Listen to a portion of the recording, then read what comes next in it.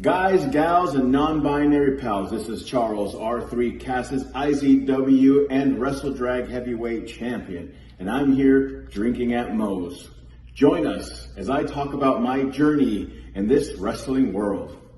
Cheers.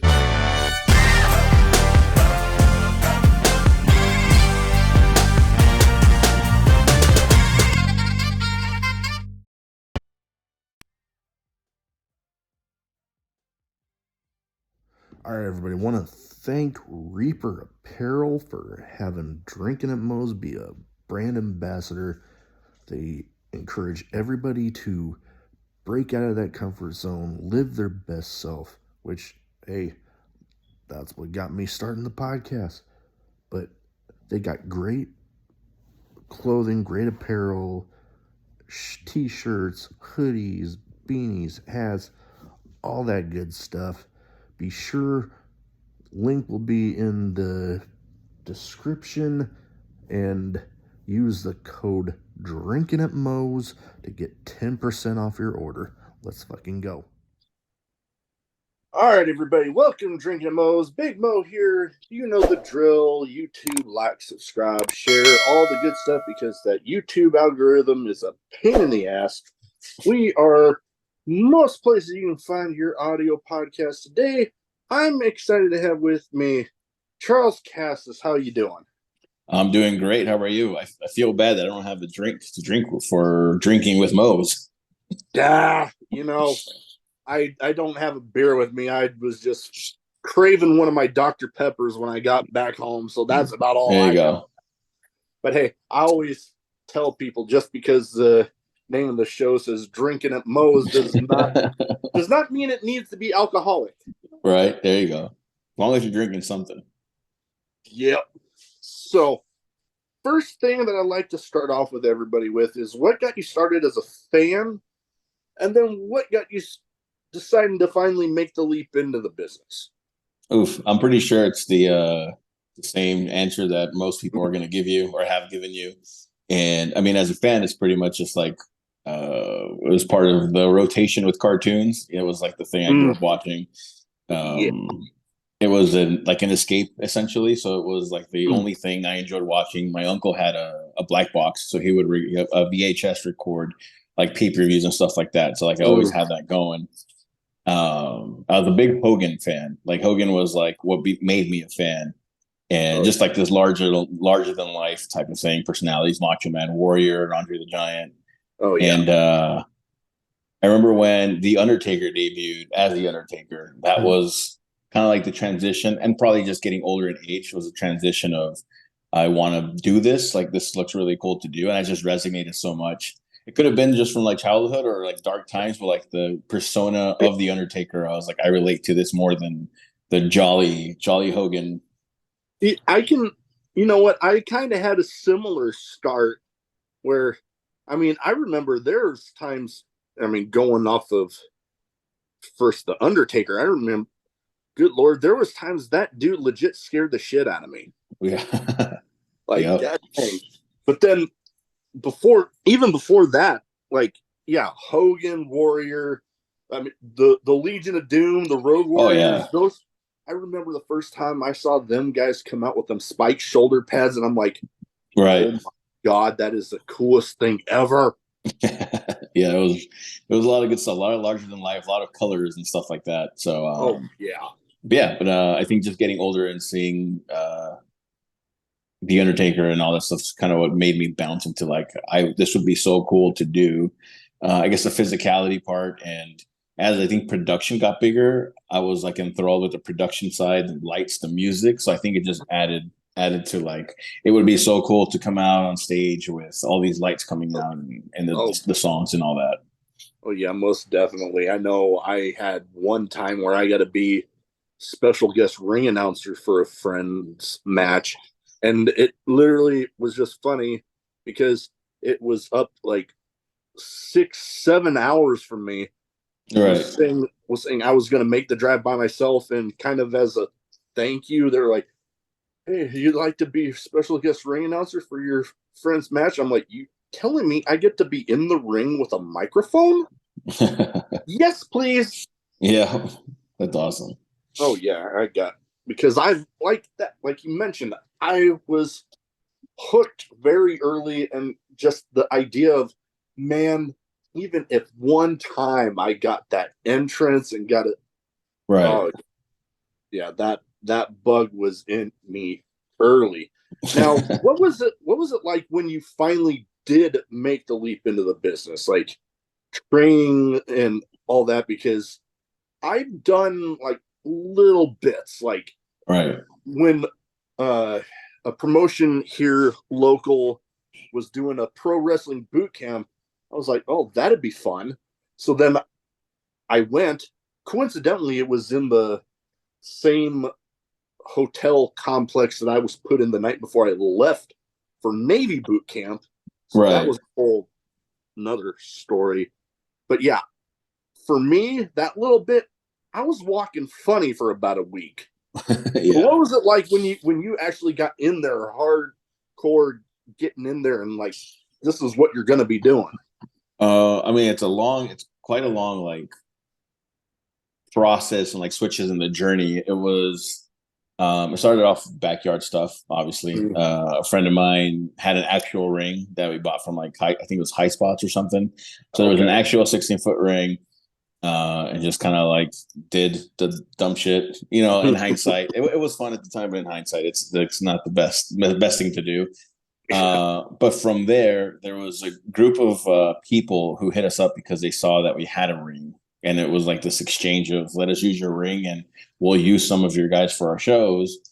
And again, in hindsight, that already tells me it probably wasn't the best of shows, because if you're going to offer a spot to untrained people, there's a problem.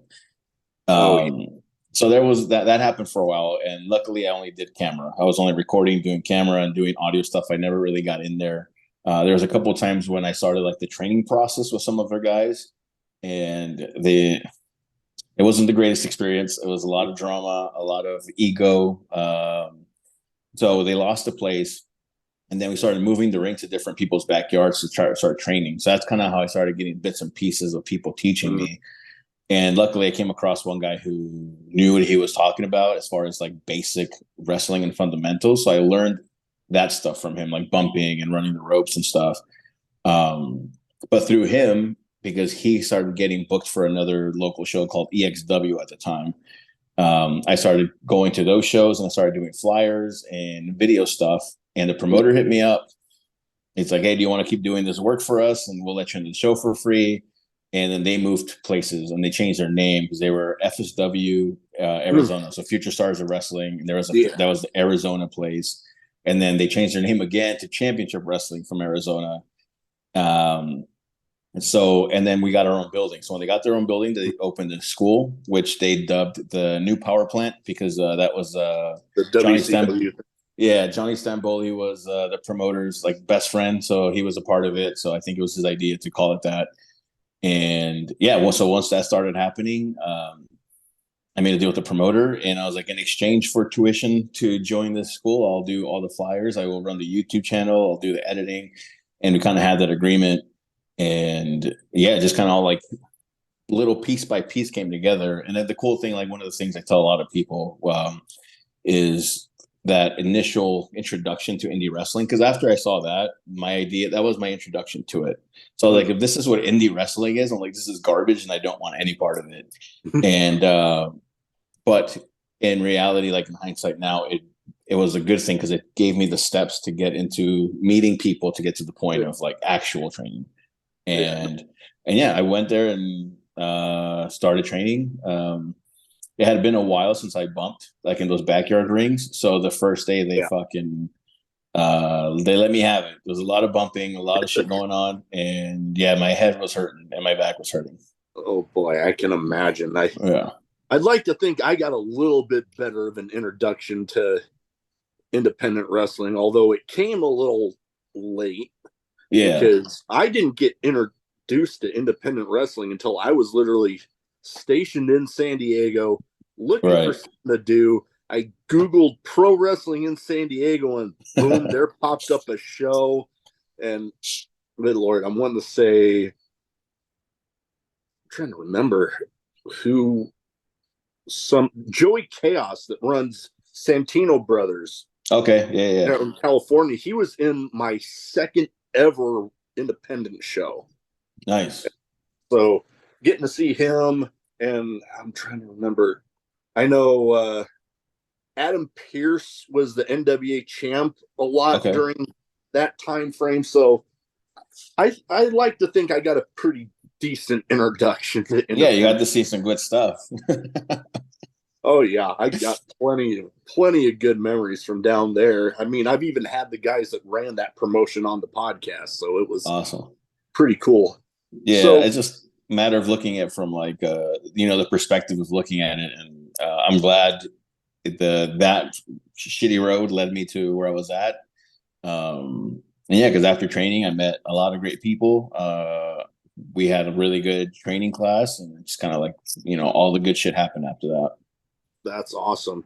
And you've been involved in there's one promotion in particular, because I know my knowledge of this promotion, I'll admit, might not be as good, because I mean, it's not near me. I'm in Omaha, Nebraska right now, but Right. it was Wrestle Drag, which I was like, Yes. when I first heard that, I'm like, but then I started, through you and some other people that have since added me on Facebook, and then reading up on the promotion itself, I'm like, that is interesting, because the way it goes with, not just independent wrestling, but pro wrestling in general, uniqueness is kind of few and far between anymore.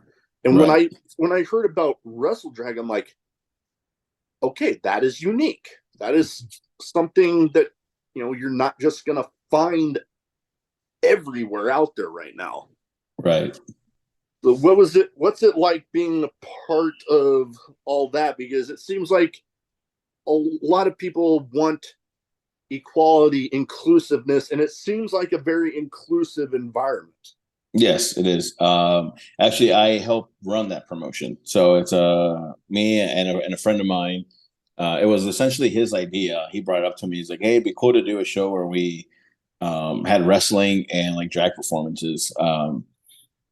Because he plays for a softball team that's sponsored by a gay bar in the area, and then with me coming out and trying to like learn and explore the community, we had conversations, and in that conversation that came up, and it came up as a one-off, like we should just do one show. I think this would be a cool thing to do. And yeah, the idea behind it was many things, like to have a safe space for wrestling fans, for wrestlers to have like a good time, be like an attraction, like not a competing wrestling promotion, but an attraction for people.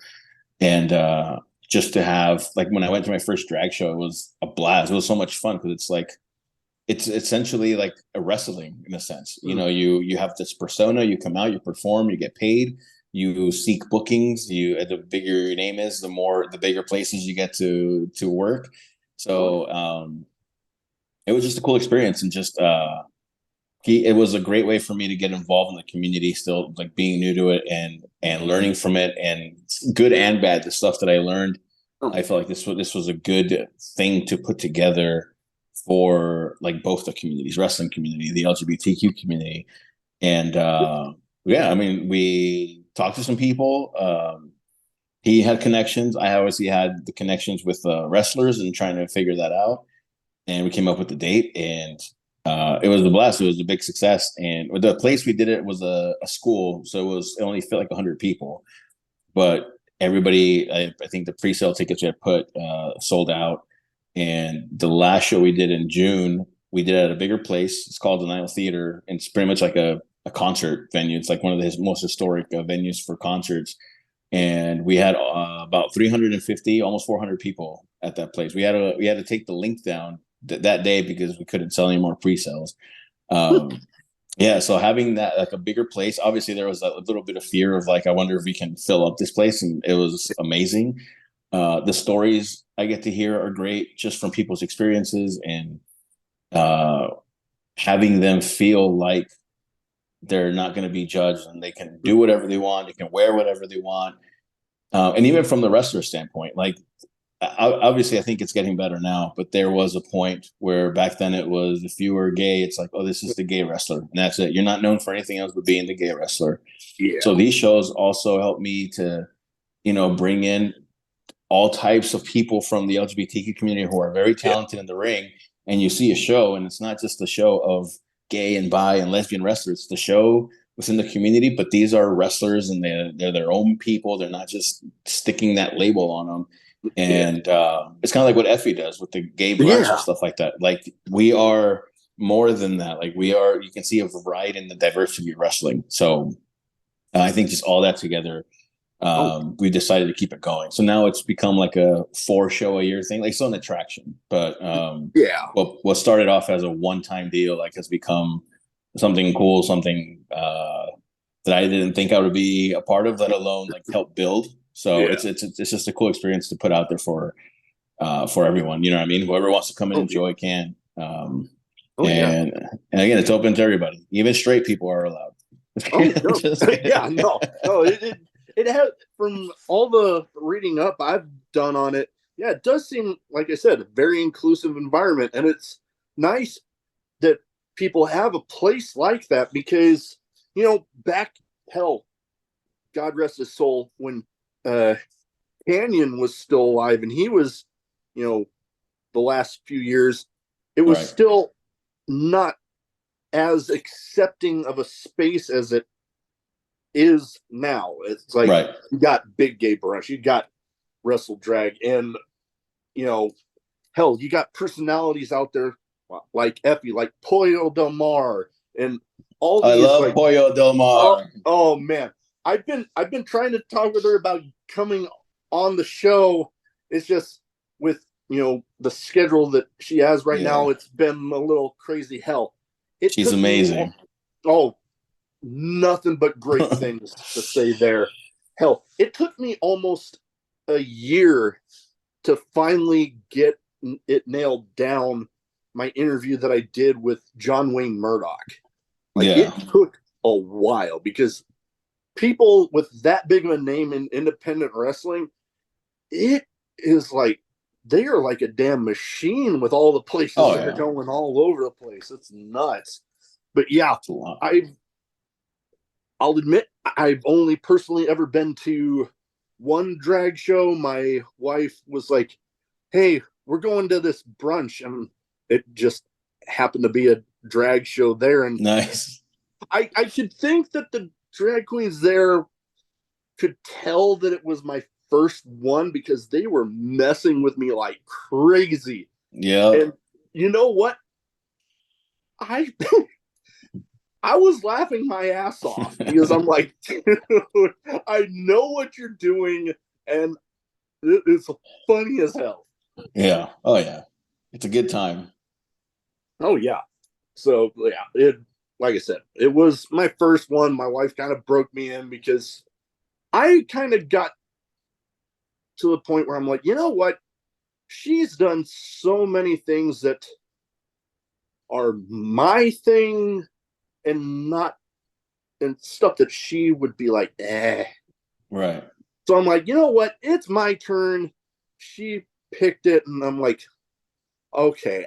The initial anxiety of it wasn't as bad. When I already have a thick skin when it comes to different things. So when people the drag queens were messing with me, I'm like, dude, you're funny. Yeah. Good sport. Oh, yeah. And you brought up a pretty interesting example that I hadn't really thought of. There are some similarities between pro wrestling and the drag performances because, you have the character. You go out there, perform. You're getting paid. The bigger your name, the more places you're going to be going. Yep. You know what? I hadn't thought of that, but very good point. I mean, let's put it this way. RuPaul's Drag Race is essentially Tough Enough for drag queens. Wow. You know what? Another thing I hadn't really thought of, but you know what? That is a good point because they are very similar competition style shows. So, yeah. Huh. Again, something I hadn't thought of. Now, another promotion that I was seeing a promo video last night of for IZW. Yes. And you're apparently on, and correct me if I'm wrong, you're a champion there right now, and you're on the pace to try to break a certain record. Yep. So elaborate a little on that. So ICW has a lot of history. Actually, the guy who mentored my mentor, Navajo Warrior, he started that promotion long, long ago, and a lot of big names now went through that system, through that promotion. Took a hiatus, and they brought it back. Greg DeMarco is the current promoter now. Brought it back, and we've been doing some good stuff with it. And yeah, I'm currently the heavyweight champion there. The guy dethroned, his name is Thugnificent. His reign was heard of him 700 and something days, 780 something days. So yeah, my goal is to I want to be the best, man. I want to be I want to claim the name of like the godfather of Arizona wrestling. So I feel like in order to do that, I got to beat this record and be like the staple of that. So I gave myself a pretty quite the ultimatum. You know, it's kind of like do or die in a sense. Either beat this thing or quit. Yeah. And you know what? I do remember that part of the video there, and it was definitely a very unique promo video because you got, and you know, maybe we'll try to share that video and promote in the episode. But it was like you talking to yourself, and you had the two cameras, and like, again, when I said uniqueness is kind of few and far between when it comes to pro wrestling these days, that was something that I can't think of a time that I've seen a promo video like that. So that was a very unique way of doing it. Yeah, I mean, me and my one of my buddies, Fowl, who's actually the one of the top dogs of photography around Arizona. Like his quality is fucking amazing. He's all over the state, even Vegas. Like he shot like really good videos, a lot of dope pictures. Like he's like the man when it comes to stuff like that. And him and I were brainstorming, and I essentially wanted to, because it comes from real life. Like I'm pretty majority of people have had their moments where they're debating something and they talk to themselves, and they're just having this conversation. Like, should I go here? Nah, I shouldn't go. And or even if you say something out loud and in your head you kind of give yourself the answer. So I wanted to have a visual of me talking to myself. Like, what would a conversation in my head be like? Do I want to do this? Should I, put the stipulation? Like, I don't want to fucking keep wrestling if I can't. So it's like that talking to yourself in a visual standpoint. But then I also wanted to add the effect of making it look like a therapy session. So like I'm laying down while the inner me is just sitting down staring at me. And even I try to separate the tone. Like me laying down was just, hey, Charlie's talking, and the person sitting down, like my inner voice is just more serious, like like that negative self-talk in a sense, and like the logical side of things. Like if you're gonna do this, this is gonna happen. So I wanted to have that separation, and just kind of give a visual to like a reality of when we talk to ourselves. If you're in the car and you're pissed, like you're literally like, come on, bro, get the fuck out of the road. You're literally having this conversation, and then you get so pissed that you calm yourself. You're like, all right, calm down. It's not, it's not that big of a deal. Oh man. Yeah. I definitely had situations like that myself. Even hell with a podcast, I had, not to go in too personal, but my wife and I were pregnant. We had twin girls that were born prematurely, and they only made it about a week. Long story, but I took a little hiatus from the podcast, and there was a time I was talking to myself much like that video, like, man, am I gonna do this anymore? Because the craziness of all of it. But then I'm like, you know what? My girls might not be with me, but they wouldn't want daddy to be a quitter. So freaking get off your ass and just get back at it. And here I am now. And you know what? At the end of this week, I will have completed and recorded and scheduled out over 150 episodes. Man, that's great. It's a lot. Oh yeah, On the road to point that 200. I didn't. Oh God. Yeah, I got to 100. I think it was shortly before WrestleMania, and then I was just like, before I knew it, it kept growing. And here's my dog at my feet. But I was just like, now I guess I never really thought I'd get to that point. But now Right. I'm like, you know what? I got my eyes on 200 now, and I'm like, I had two people on pretty close to 100th, and my 100th episode was actually Alexis Cardoza of Fightful that I had him on, which was pretty cool. And now I'm like, Nice. man, what can I do for 200? It already got my mind spinning. Right. Now, that's awesome, man. Well, congrats. Oh, thank you very much. Now, well, congrats on your title reign. Hopefully that goal of yours to beat that record happens. Hopefully. Now, I saw some mix of both tag and singles titles that you've held. Now, I'm a huge fan of tag team wrestling. Probably love tag team wrestling. Oh God, all the way back from, like I mentioned, some of my favorites being the Road Warriors. Would you say you prefer the single side or tag side? Because I know there's a mix out there of both, that some people that get into tagging prefer that, or they prefer the not so much of the so many moving pieces of the singles competition. Mm-hmm. I prefer tag team wrestling.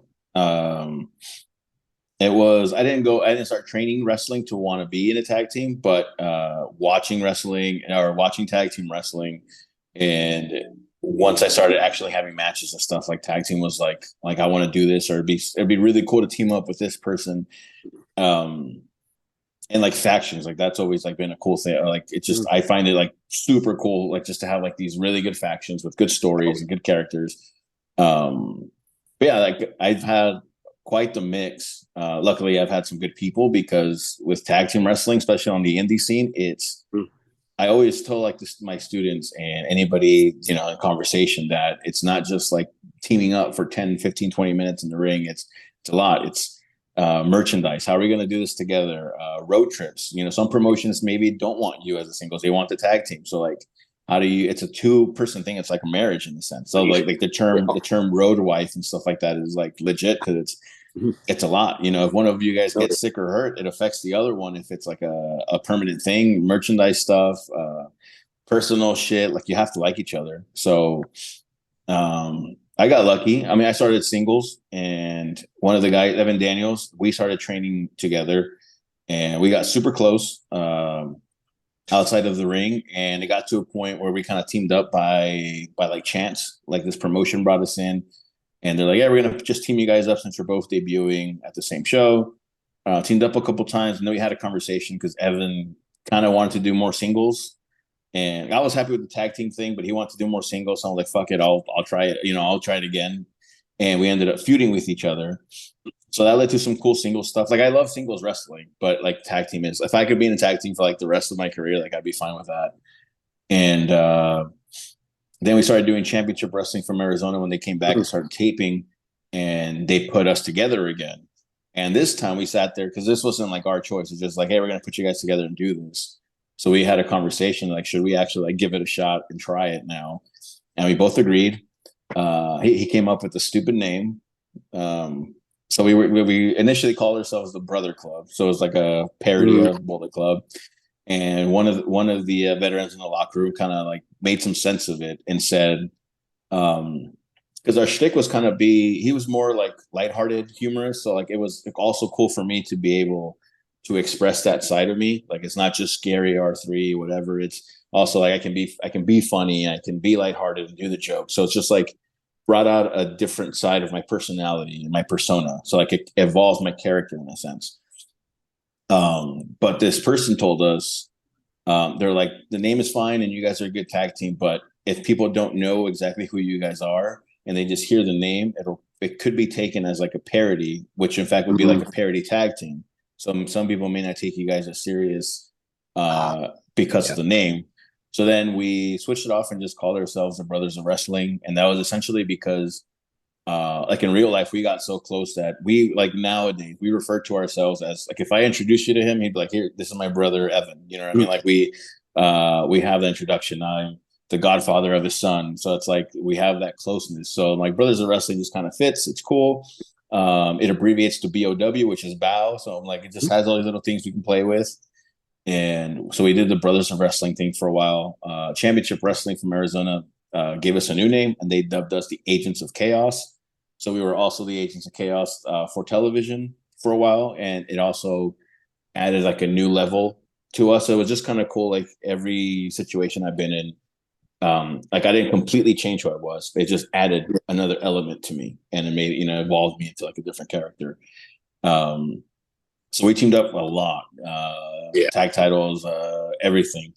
And when he was having a son, he took a break, and that's when I kind of went back to doing my own thing. And so during all this process, I was, throughout like my entire time in wrestling, I've always helped at the training schools. So the guy who initially trained me was also running training at this other school. So I kind of became like his assistant, tried to help, and plus getting my own, continuing my own training. But anyway, a couple years ago, I went back to scope out the school, and situations happened, but in the end, it came up to where I was offered a head trainer spot for 2 days.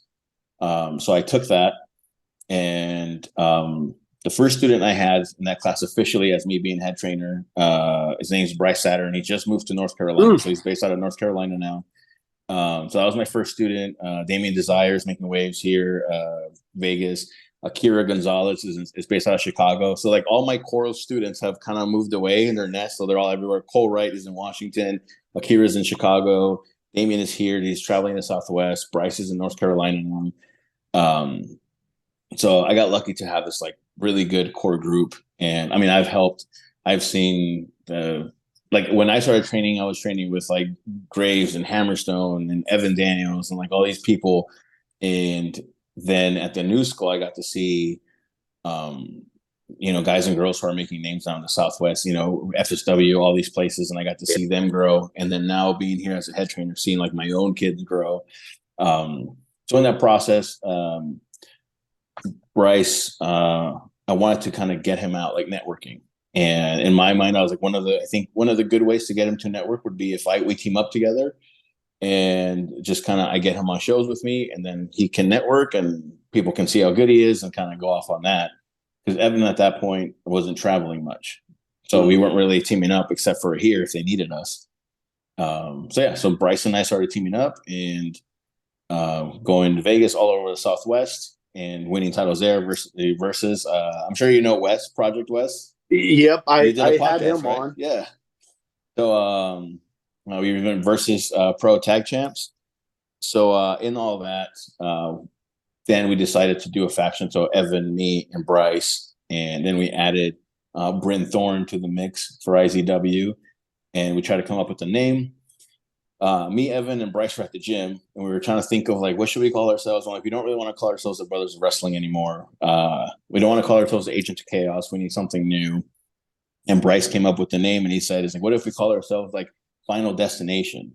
And mind you, everybody thinks about the movie when we say Final Destination. This kid has never seen. This kid did not know those movies existed. So this name came out of just coming out of the thing.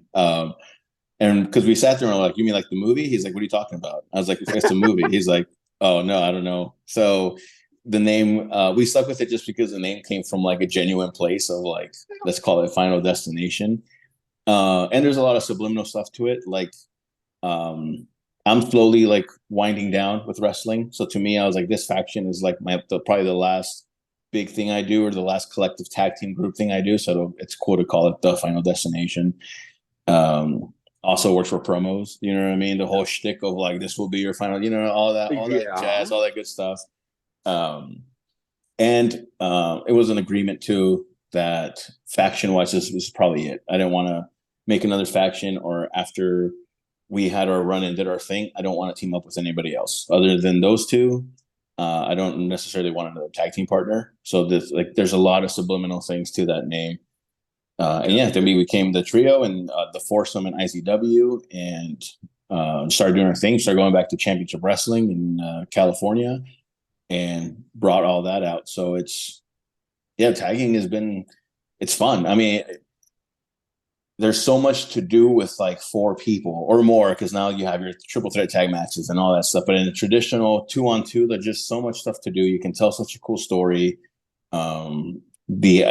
Having different characters, but then having 2 sets of characters meshed together into one, just like everything is awesome. And it just separates from the singles, because if you have 7 singles matches, they're all going to have some similarities, but usually you have the ratio of singles and tags, you have less tag team matches. So you have a chance to like show off even more and be different than the rest of the card because of it.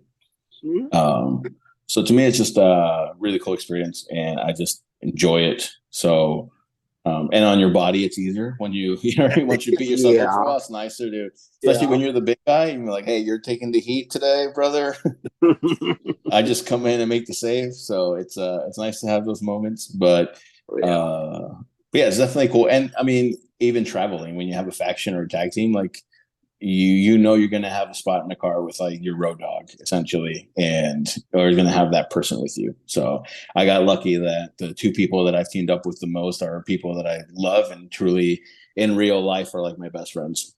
That is awesome. I know I've had quite a few friends that have, dabbled in both, and it seems like they always have more fun with tag teams. And you bring up some of the factions out there right now. God, there's so many I can think of. One's kind of on the end of their lifespan, I think, but one of my personal favorites right now, the House of Black there with AEW. Good Lord, that we talk about uniqueness in pro wrestling. Their reign as the AEW Trios champs, and that whole house rules stuff they have, where the opponents get a pick the final part of the stipulation. It's like, okay, that's something I haven't seen before. Yeah. There's a lot of good factions out there. One that I want to give a shout out to in the Southwest area, they're mainly at Future Stars of Wrestling in Las Vegas, is Lights Camera Faction. Those guys are killing it. They're fucking fantastic, man. Just their aura, the way they come out, the in-ring work, everything is amazing. Oh yeah, I had the promoter on shortly. I want to say it was shortly before the last Mecca show, so that was pretty cool getting to talk about that, because I'd heard lots about Future Stars of Wrestling. The promotion that actually gave me the chance to be a special guest ring announcer, at one point they actually had a working relationship with them for a while, so I became kind of familiar with them. Now, I have 2 categories that I like to round the show off with. One's a bit of a name game. I try to go through and look at past matches and see if people that you've shared a ring with, or at the very least shared a locker room with, and you hear the name, you give me quick thoughts on the person. Okay. First one, a guy that I became familiar with from my time in Southern California, did pretty big things with Ring of Honor. Hopefully he gets back over there. Tyler Bateman. I hate his guts. I'm just kidding. No, I don't want to ruin his reputation, because he's a very nice guy. He's a badass in the ring. I mean, his presentation is awesome. I've had a couple of chances to work with him. In California, he was actually Bryce, my students. He was his last match. So a great leader, awesome to work with in and out of the ring. Hits hard. I love it. One of my favorite matches in the time for championship wrestling from Arizona was with him. It was it was nice to work a different style of that aggression and like the strikes and stuff. But yeah, usually when you look at him, you can tell, man, this guy's a fucking badass. He's so good in the ring. He's You talked about unique a couple of times. I feel like he has that unique traditional like strike stuff now. Yeah. He makes it look good, and he has a good presence. Oh yeah, and I loved what he had been doing there with Ring of Honor with the damn it, the name with Vincent and Dutch. Mm-hmm. Damn it, the name is escaping me, and I feel bad because I've actually had Dutch on the podcast, so I'm like, damn it, Wow. what was the freaking name of that group there? But regardless, yeah, loved what he did with them, and yeah, I'm hoping to at some point get him on the podcast, but have yet to get that one nailed down. Next guy, I like to think he's definitely one of those guys that, you think of big men that can like move somewhat like cruiserweights. Mm-hmm. Willie Mack. Oh yeah, Willie Mack's fucking amazing. That dude his athleticism is like out of this world. Every time you see him, even if you've seen it